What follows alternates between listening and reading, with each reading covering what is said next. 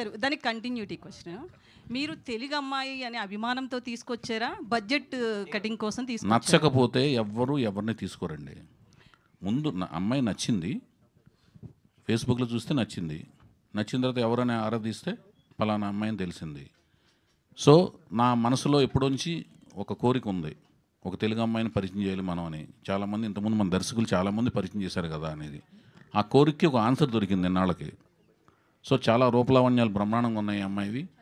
ఎందుకు పరిచయం చేయకూడదు మనం? ఆ శ్రమ ఏదో మన తెలుగు అమ్మ మీద ఎందుకు పడకూడదు ఆ శ్రమ అనేది అనుకున్నాను, పరిచయం చేశాను.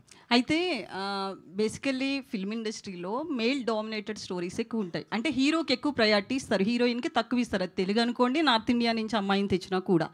బట్ మీ స్టోరీ దగ్గరకు వచ్చేటప్పటికి హీరోయిన్కి ఎలాంటి ప్రాధాన్యం ఉండే రోల్ ఉంటుంది? మెరుపు తీగలా వచ్చి వెళ్ళిపోద్దా, లేకపోతే మంచి రోల్? ఇప్పుడు మీ ఫస్ట్ దాంట్లో డామినేటింగ్ అనేది ఎవరికి లేదండి. కథలో హీరోకి కథలు రాయడమే అట్లా రాస్తారు కదండి, కథ చేతో రాసేదే కదా, మీరు బయోపిక్లు తీయరు కదా.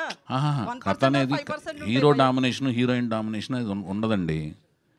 ఒక హీరో ఒక కొండను పగలగొట్టాలి, అది హీరోయిన్తో వెళ్ళి పగలగొట్టించడం ఉండదు. ఝాన్సీ లక్ష్మీబాయి స్టోరీ తీసాం అనుకోండి, సో ఝాన్సీ లక్ష్మీబాయిని డామినేట్ చేసి చూపిస్తాం. అందులో ఆవిడ హస్బెండ్ని లో ప్రొఫైల్ మెయింటైన్ చేస్తాం.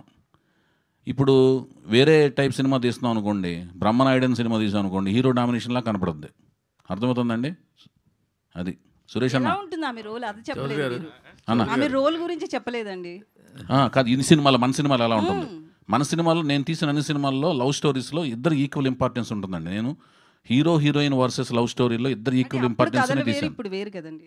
ఇప్పుడు కూడా ఇద్దరు, ఇప్పుడు సోలో హీరోయిన్ లవ్ స్టోరీ అండి. ఇది లవ్ స్టోరీలో రకరకాల ఎమోషన్స్ అన్నీ ఉంటాయి, వాటి మధ్యన లవ్ స్టోరీ జరుగుతుంటుంది. ఇది కొత్త రకమైన అదేంటి ఎమోషన్స్, భావోద్వేగాల మధ్య జరిగే లవ్ స్టోరీ ఇది అన్న.